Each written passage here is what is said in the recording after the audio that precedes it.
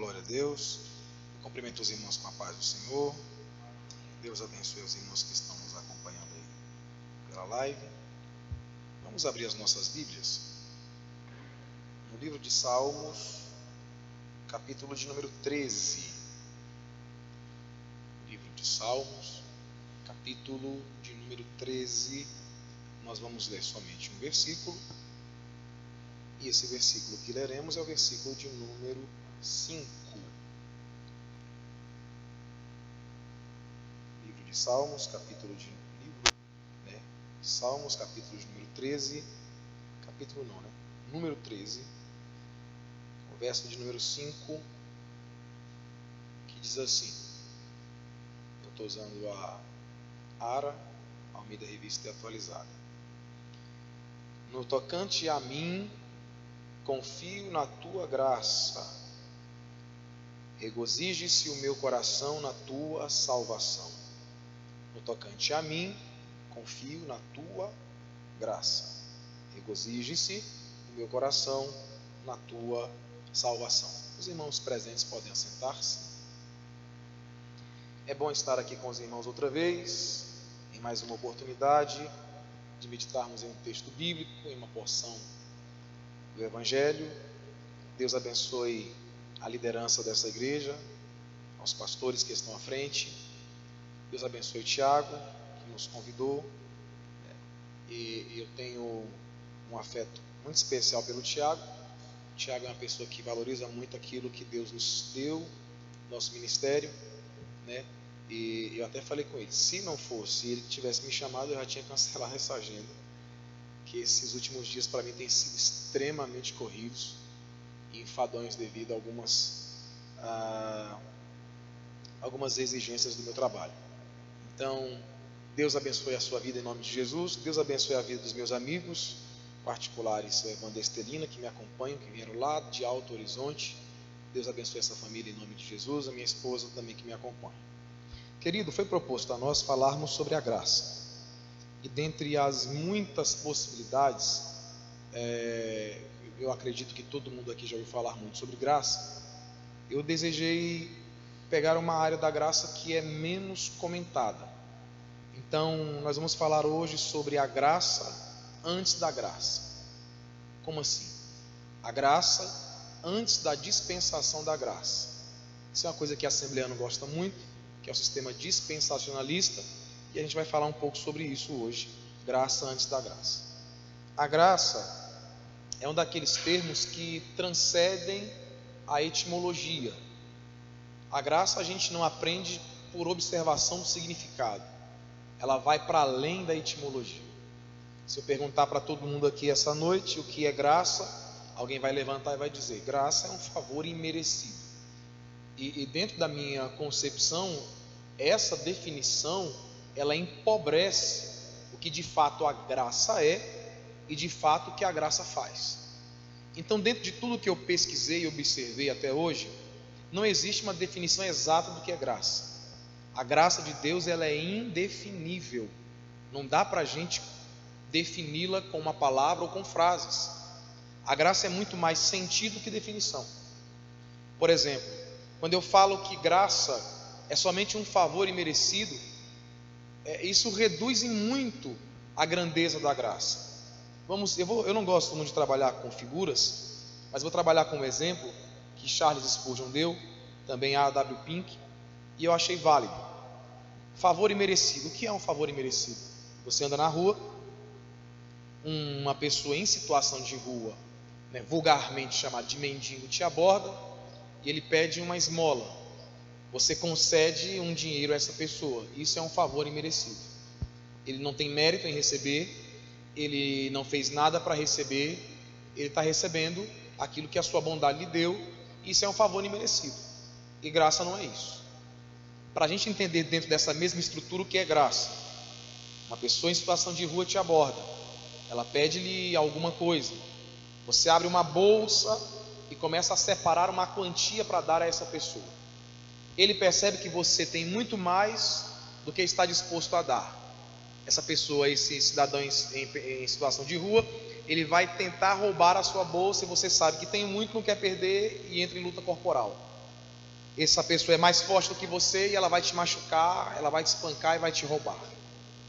Dias depois você está na sua casa, sentado com a sua família, em um banquete, em uma ocasião especial, e alguém bate na porta.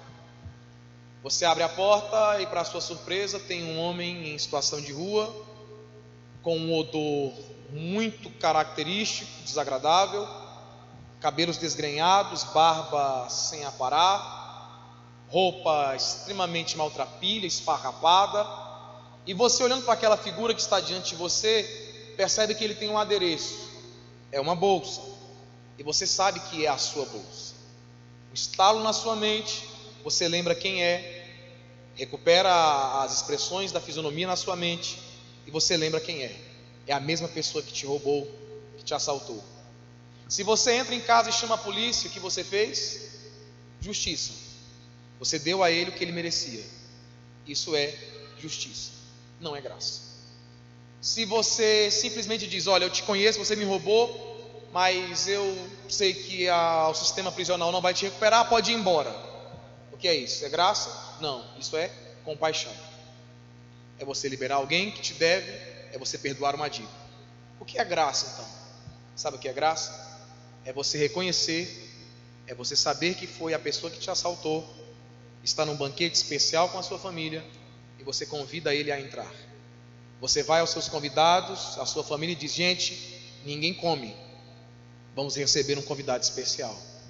Você vai dar um banho naquele homem, vai cortar o seu cabelo, aparar a sua barba, e vai lhe convidar a sentar no local mais importante da mesa. Isso é graça. Não é somente um favor imerecido, é dar a alguém muito mais do que ele jamais mereceu na vida. Graça não é libertação, graça não é só perdão. Porque se graça fosse só libertação, o que adiantaria? Deus me libertaria do pecado hoje, e eu me tornaria um escravo novamente amanhã. Se graça fosse somente perdão, o que adiantaria? Deus me perdoaria hoje, e amanhã eu estaria como um devedor novamente, debaixo do juízo do pecado. Graça é muito mais do que isso. A graça nada mais é do que transformar inimigos em filhos e herdeiros daquilo que o dono, o Senhor, é um possuidor. Isso é graça. Todos nós aqui, um dia já fomos inimigos de Deus, escravizados pelo pecado, e tem gente me ouvindo através dessa live, tem gente aqui me ouvindo que já até blasfemou, já até falou que não devia, odiava crente, odiava o evangelho, mas foi tocado pela graça, e você que era inimigo foi transformado em filho e hoje é participante da herança de Deus na terra e também na vida eterna. Isso é graça. Agora, o que é interessante é que nós pentecostais, nós gostamos muito do dispensacionalismo. Eu também gosto, não estou falando nada contra. Do doutor, que é uma concepção que vem do século XX, início do século XX, que ganhou boa parte dos pentecostais, doutor Scofield, que é um mentor. Enfim, e para muita gente parece que a graça é um sentimento restrito ao Novo Testamento. Parece que não existe graça no Antigo Testamento. No Antigo Testamento a gente enxerga geralmente a lei, e no Novo Testamento a gente enxerga a graça, e a gente faz essa disputa, a gente faz essa contraposição. E sempre que a gente coloca a destituição da graça no Antigo Testamento, a gente está ferindo a natureza de Deus, porque Deus não passou a existir havendo a necessidade de evoluir. Deus passou a existir no apogeu da existência, no ápice da vida. Deus não precisou adquirir sabedoria observando o comportamento humano para poder tratar com o homem. Deus já nasceu sem ter o que saber e sem ter para onde crescer. Ele é perfeito, ele é completo. Por isso ele vai dizer em Isaías: antes que houvesse dia, eu sou. Ele chega para Moisés e diz: eu sou o que sou. Em Hebreus, o escritor vai dizer: e Jesus Cristo é o mesmo ontem, hoje e eternamente.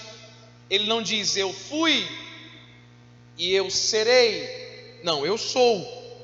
O que eu sou no passado, eu sou no presente, eu sou no futuro. Não há para onde crescer, não há o que se absorver. Deus é. Logo, a graça não é uma exclusividade do Novo Testamento. A graça está impregnada em cada página da Bíblia Sagrada. A graça está presente até mesmo antes da criação. E João vê isso quando escreve Apocalipse. Ele diz: eis o Cordeiro de Deus que foi morto antes da fundação do mundo. Antes da criação do mundo, a graça de Deus já existia. A graça de Deus está presente em todas as páginas. E quando a gente se volta para o Gênesis, a graça está na criação de Deus. Quando você abre Gênesis capítulo 1, ali não é uma história sobre a criação de Deus. Gênesis capítulo 1 é a história do Deus da criação. E diz a Bíblia que o mundo estava sem forma e vazio, e havia trevas que pairavam à beira do abismo, mas o Espírito de Deus pairava sobre a face das águas. Isso é interessante, porque quando diz Espírito, Evandro, o termo usado ali é ruá, e ruá fala de vento violento, vento que gera tempestade. Porém, quando diz pairava, o termo que se usa ali, Tiago, é rafap. E rafap no hebraico fala de trepidação lenta e vagarosa. Esse termo rafap é usado também para aves que chocam seus ovos, que fazem nascer. É uma trepidação controlada. E isso aqui é a característica de Deus em toda a Bíblia Sagrada.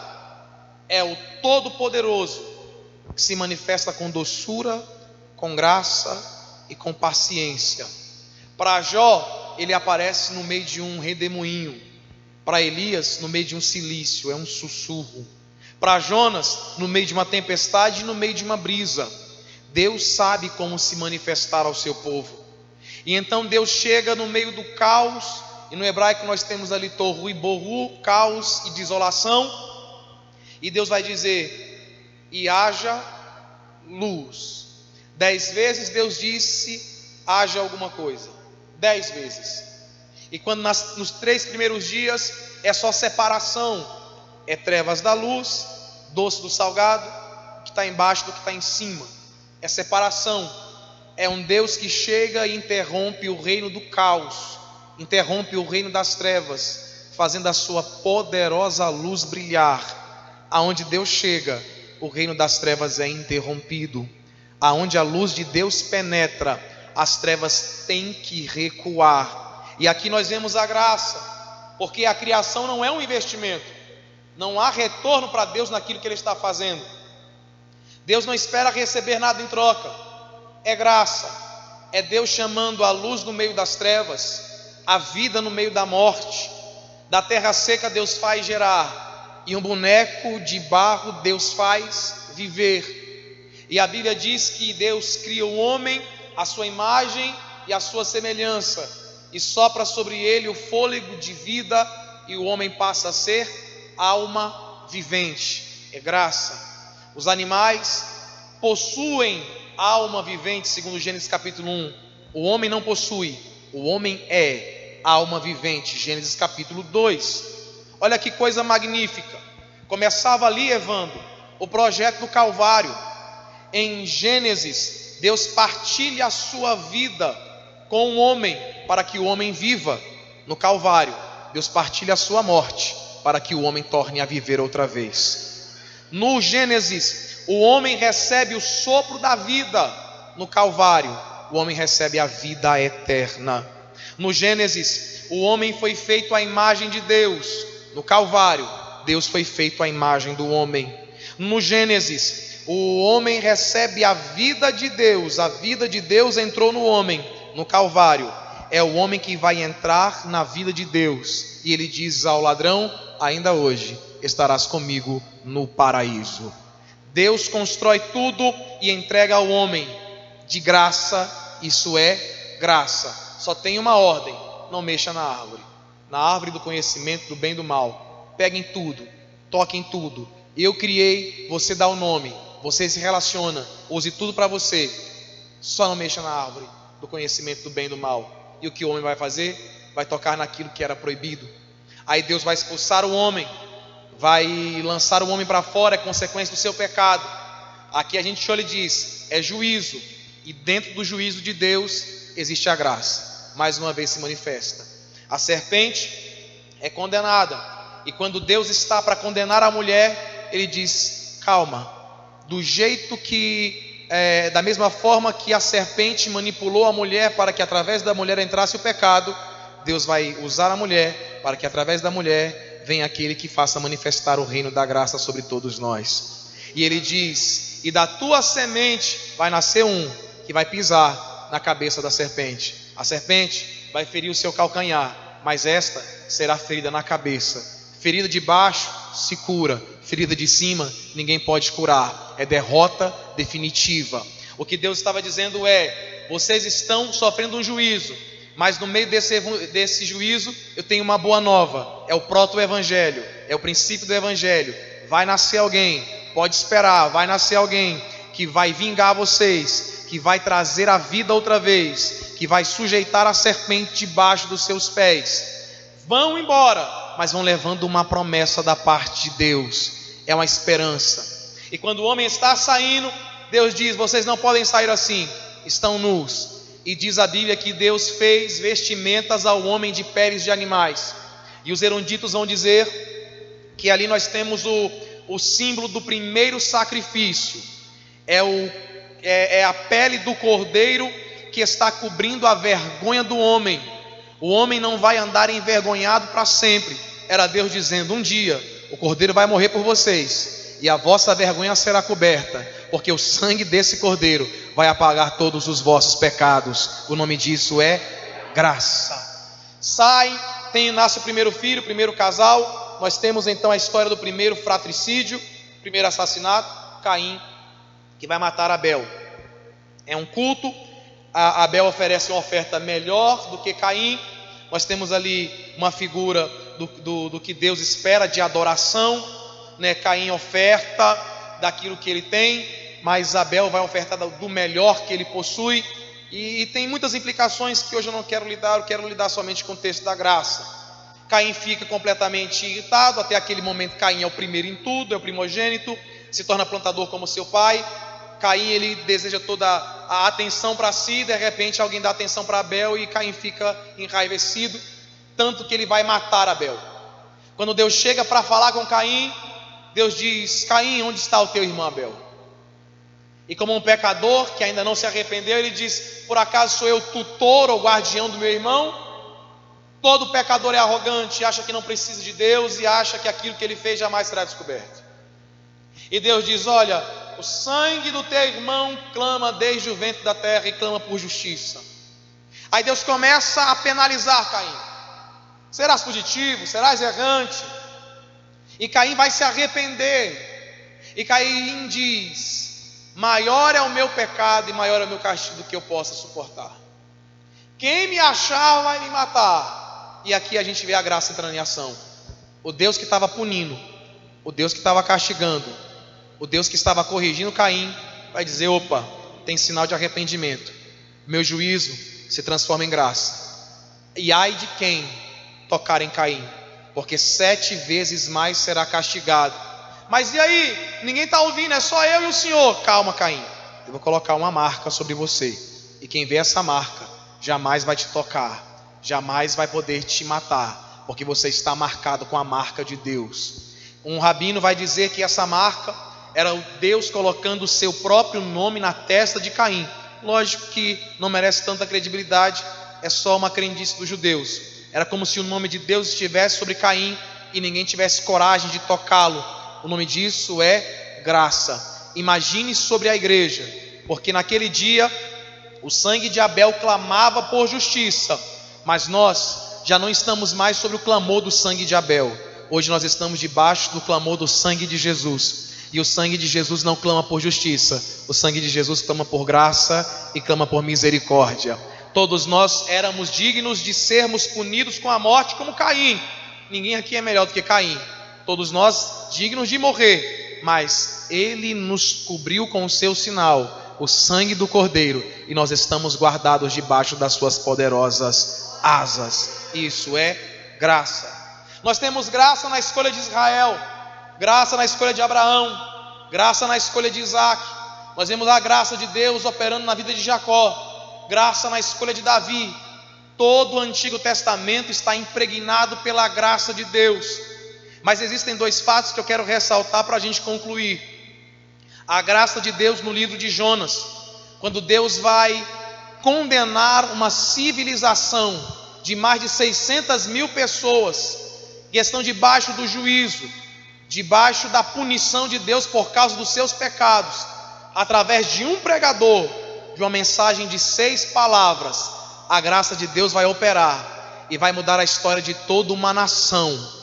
Eles estavam marcados pelos juízos, condenados à morte, mas a graça de Deus os encontrou e deu-lhes vida, e lhe deu uma nova oportunidade de continuar vivo. Isso é graça. Agora, para mim, o exemplo mais emblemático de graça que nós temos no Antigo Testamento é a história de Oséias, melhor dizendo, a história de Gomer, a mulher que foi tomada como esposa por Oséias. A Bíblia diz que Deus chama Oséias e diz: Oséias, toma para ti uma mulher de prostituição. E é literal, não é uma novela, não é uma ação simbólica, foi literal. E por que é que Deus pede para Oséias fazer isso?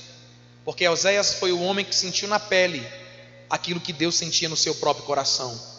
Eu chamei meu povo, eu os libertei, eu os salvei, mas mesmo assim eles repetidas vezes continuam a me trair em pecados e se prostrando diante de outros deuses. Me traem com as suas ambições e com os seus desejos. Toma uma mulher de prostituição. Oséias toma Gomer, filha de Diblaim, e ele vai dar uma vida para ela. Ele vai dar honra, vai dar um lar, vai dar uma família, ele vai dar uma casa para ela. Ele vai ter um filho com ela, seu nome de Jezreel, é o primeiro filho. Nasce um segundo filho, mas já não é filho de Oséias, é filho de adultério. As pessoas que estavam próximas a Oséias, a Bíblia até chama de amigos de Oséias, tomam-lhe, fazem um filho, e o nome da criança que nasce é Loruama, não é minha filha.